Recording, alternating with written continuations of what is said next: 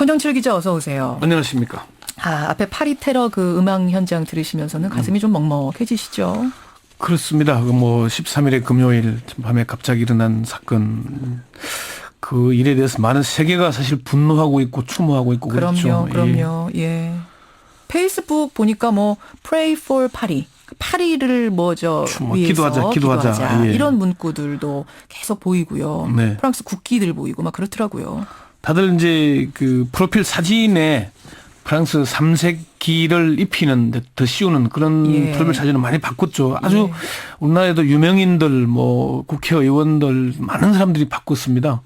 그게 아마 그런 운동이 이제 페이스북 창업자인 마크 zuckerberg 최고 경영자가 이런 파리 테러 소식이 알려진 직후에 애도의 뜻을 표명하면서 프로필 사진을 바꿨거든요. 예. 그러고 나서 이제 페이스북에서도 프랑스와 파리 시민들을 응원하기 위해서 프로필 사진을 변경해 주세요라는 안내문과 함께 이런 프로필 사진 등록 기능, 변경 기능을 추가를 하고 있습니다. 그렇게 해가지고 시작이 된 거군요. 쉽게 그냥 그것만 클릭만 하면 가능하게 돼 있습니다. 그래서 이 기능을 사용을 하면은 이제 프로필에 청백적 삼색기 모양의 필터가 작용된 프로필 사진이 완성이 되고 Pray for Paris라는 글자가 새겨지게 되는 겁니다. 그렇군요. 유명한 사람들이 아주 많이 했고요. 우리나라에도 축구장에도 이게 등장을 했고 어젯밤에는 부산 광안대교에도 삼색 조명이 밝혀지기도 하고 그랬답니다. 그런데 SNS를 중심으로 이 와중에 Pray for Korea. 우리나라를 위해서 기도하라 하자 이런 문구가 또 돌아다니고 있다는 게 사실입니까? 예, 어제 그러니까 이게 지난 14일 날 민중 총궐기 대회가 있었죠. 예, 주말에. 그때 이제 농민 백남기 씨가 지금 아직도 중태에 빠져서 의식을 찾지 못하고 있는데 15일 오후부터 이제 Pray for Korea라는 프로필 사진으로 바꾸거나 해시태그를 다는 글들이 늘어나고 있습니다. 그래요? 예, 특히나 그 그룹 신화의 가수이자 배우인 김동완 씨가 쓰러진 농민과 그를 부축하려는 시민들에게 쏟아지는 물대포 사진 그 위에 Pray for Korea라고 새겨진 사진을 페이스북에 올렸거든요. 그 직후에 이게 막 이제 언론 매체들도 주목을 하고 많이 공개되고 있습니다. 오늘 와이뉴스 주제가 그래서 왜 세계는 코리아를 위해 기도하나 이런 주제라고요. 예, 그렇게 정해봤습니다. 이 김동완 씨가 이제 사진을 어디서 포왔는지를 공개하지 않았는데요. 그 공개된 사진, 노컷뉴스에서 찍은 사진들이나 그 사진 위에 이제 그런 Pray for Korea라는 그 글자가 새겨진 사진을 공유했고, 조금 전에 올라다 확인을 해보니까 김동완 씨의 사진에서만 2,000건 넘게 공유가 됐더라고요. 그래요. 그러면 Pray for Korea가 그 부상당한 농민을 위해 기도하자는 그런 의미입니까? 예, 국내 SNS 이용자들은 부상당한 농민 백남기 씨의 쾌유를 기원하는 것이고요.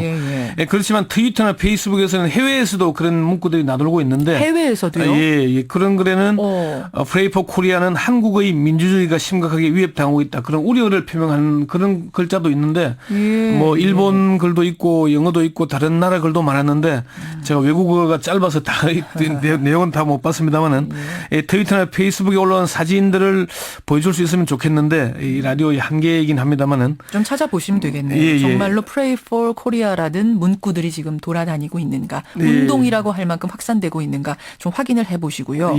그나저나 이 경찰의 캡사이신 물대포를 직격으로 맞은 농민 백남기 씨, 이미 실명이 나왔으니까 저도 언급을 하겠습니다. 아직도 혼수 상태. 어제 밤까지 아직 의식이 깨나지 못하고 있다는 걸 우리 기자들이 확인을 했는데요. 1차 수술을 했지만 의식이 돌아오지 못하고 있고요. 뇌출혈로 인한 출혈은 제거를 했거든요. 그런데도 아직 뇌가 부어 있는 위험한 상태라고 합니다. 그렇군요. 참 빨리 쾌유가 돼야 될 텐데요. 지난 2005년에도 농민 집회 때 농민 2명이 사망한 사건 기억나십니까? 기억하죠. 당시 허준영 경찰청장이 중도 사퇴를 했었죠.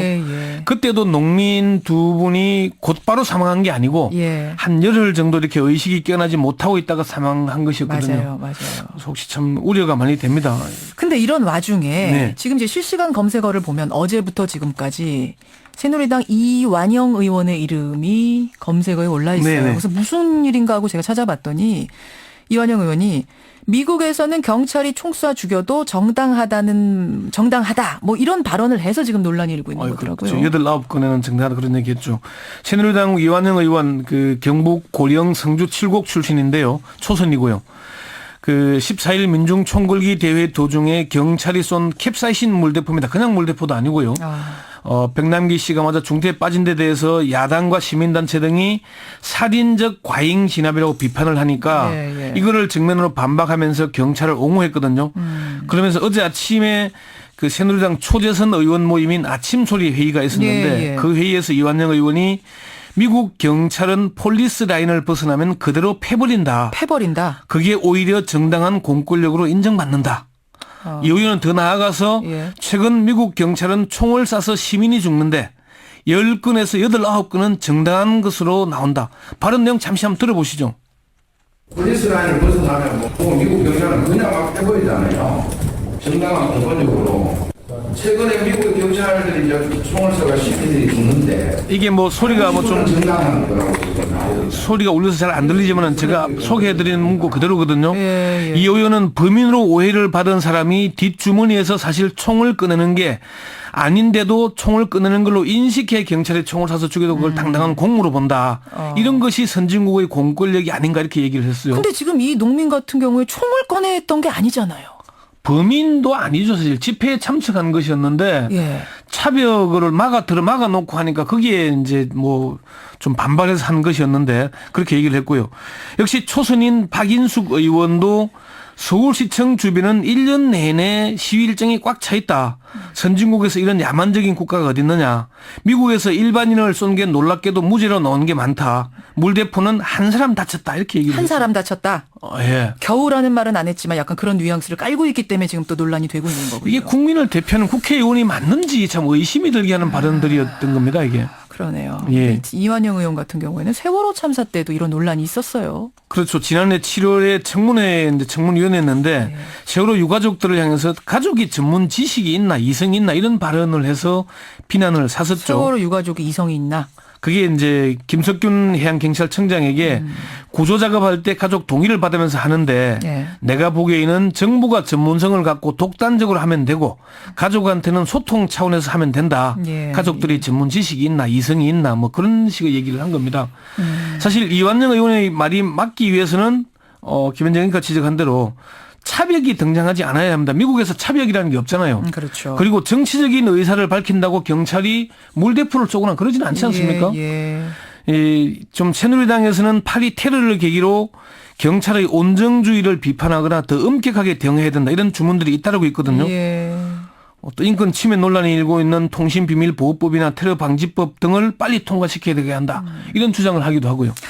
지금 뭐 청취자 의견들도 들어옵니다만 집회가 폭력적으로 되는 것도 이거 뭐 옳다고 할 수가 없습니다. 하지만 과잉 진압이 과연 정당화될 수 있는가? 혹시 폭력을 부르는 행동을 하진 않았는가? 즉 차벽이 위법인데도 차벽을 세운다든지 뭔가 허가를 받고 진행을 하려는데 행진을 하려는데 그것을 막는 행위를 하지 않았는가?